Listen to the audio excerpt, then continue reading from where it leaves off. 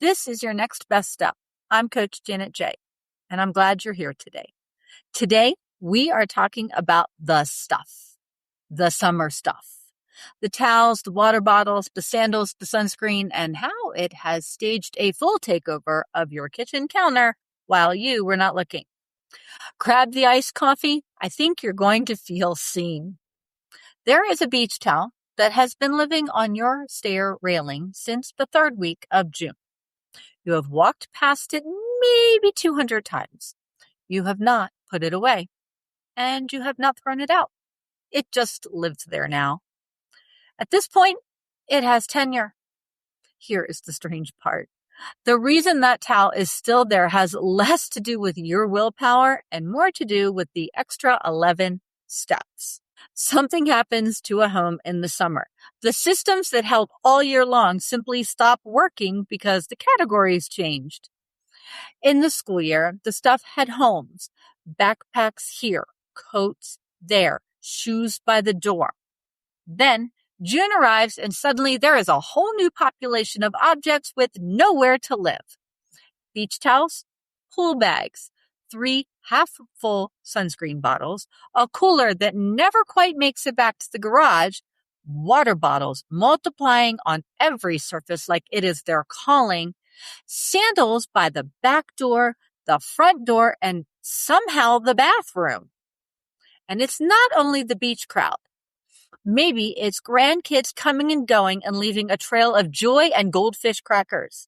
Maybe it's patio cushions and garden gloves and the mail stacking up because everyone is in and out. The house I'm in is mid-renovation. So where does this even go is already a standing question around here. Add summer on top and the surfaces fill faster than anyone could clear them. The rules of your house changed in June, and nobody handed you the new playbook. That's all this is, a season that rewrote the map while you were busy living it. There's a line near the very end of 1 Colossians chapter 14. Paul has spent a long stretch giving the early church practical instruction for how to gather. And he closes with this, but everything should be done in a fitting and orderly way. Now, Paul was writing about worship gatherings here and the way that early church handled its services, well before anyone owned an entryway table to pile the mail on. The principle underneath, though, still works today. A few sentences earlier, Paul points to the character of God himself, a God of peace. That is the ground his whole case for order stands on. Order reflects who God is and works in service of peace. A home with a little more order is a home with a little more peace moving through it. And in late July, peace moving through the kitchen is worth something. So why does the towel win 200 times in a row? The answer is one of my favorite findings in behavior research because it lets us all off the hook a little. Wendy Wood is a research psychologist at the University of Southern California who has studied habits for more than 30 years. One of the through lines of her work is that a large share of what we do every day runs on autopilot, cued by our surroundings rather than something chosen fresh and new each time. We like to think we are deciding. A good deal of the time, the room is actually deciding for us. So what settles the fate of that towel? A thing researchers call friction. Friction is the small cost of doing something, the time, the distance, the number of steps. And friction runs the show more than we give it credit for. In one classic demonstration, researchers slowed an elevator door by a few seconds, and more people took the stairs. A few seconds was enough to change what people did. Now, do that math on your towel. Putting it away is what? Carrying it up the stairs, find the hamper or the hook, deal with the fact that the hook already has 2 other towels on it. Leaving it on the railing is 0 steps. The railing is winning because the railing is easy. Your house has made the floor the path of least resistance for summer stuff. and water flows downhill. And that's good news for your actual house this week. A steps problem is a fixable problem. Make the easy choice and the put away choice the same choice, and the summer stuff starts landing where it belongs on its own.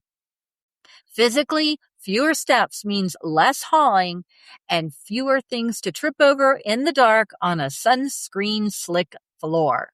Mentally, every loose object is a tiny open loop asking for a decision, and a shorter path closes those loops before they stack up.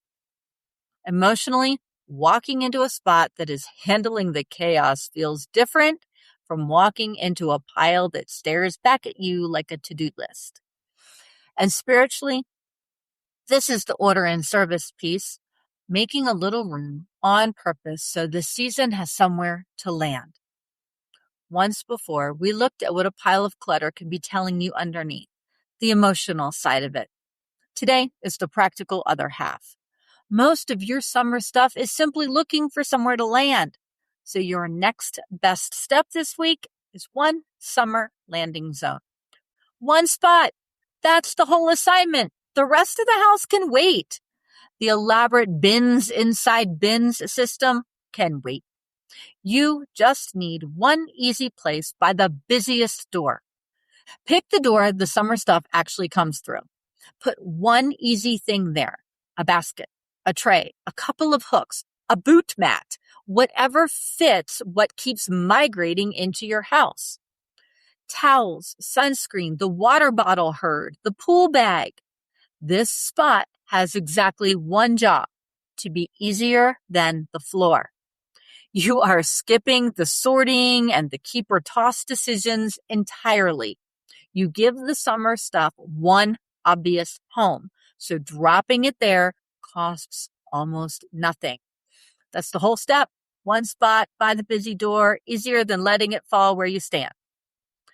So let me leave you with three things. The towel on the railing is simply sitting at the end of the easiest path. That's it. A fact about how your house is set up right now. Paul's reminder that order serves peace still holds in a summer kitchen. And one landing zone, one easy spot by the busy door, does more for the chaos than any amount of trying harder ever could. On Friday, we're talking about the back-to-school feeling that can already show up in July. That low hum of, I'm already behind for the fall, even if there is not a backpack anywhere in your house. If this episode helped, a rating or review makes a real difference. It helps other women find this show, and I am grateful for everyone. I will see you on Friday. Take your next best step.